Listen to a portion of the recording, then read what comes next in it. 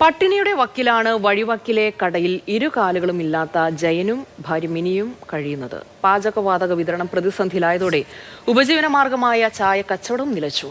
Idukki Vandiperiyar 63-ാം മൈലിലെ road പുറമ്പോക്കിൽ താമസിക്കുന്ന PT. ജയനും ഭാര്യ മിനിയും സുമനസ്സുകളുടെ സഹായത്താലാണ് ഇപ്പോൾ ജീവിതം മുന്നോട്ട് കൊണ്ടുപോകുന്നത്.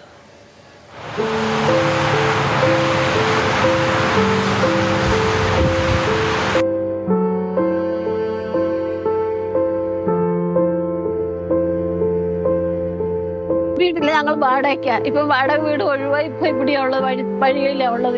ഇപ്പൊ പെരുവഴിയിലായിട്ടാ ഉള്ളത്.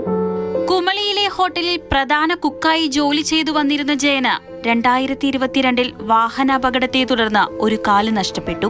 കണ്ണൂരിൽ നിന്നും ജോലി തേടിയാണ് ജയനും ഭാര്യ മിനിയും ഇടുക്കിയിലെ കുമളിയിലെത്തിയത്.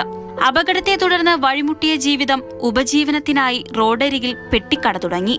ഞാനൊരു രോഗിയാ. എനിക്ക് ഓപ്പറേഷത്തിനായാലും ഞാൻ ഒരുപാട് പേരോട് സഹായിക്കാൻ പറഞ്ഞു. എനിക്ക് ആരും സഹായിച്ചിട്ടില്ല.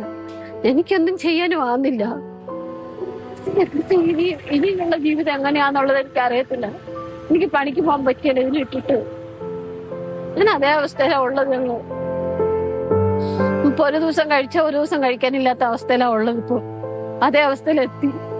2 മാസം മുൻപ് മറ്റൊരു കാലിനും കൂടി പരിക്കേൽക്കുകയും പ്രമേഹം മൂർച്ഛിച്ചതോടെ രണ്ടാമത്തെ കാലും മുറിച്ചുമാറ്റി.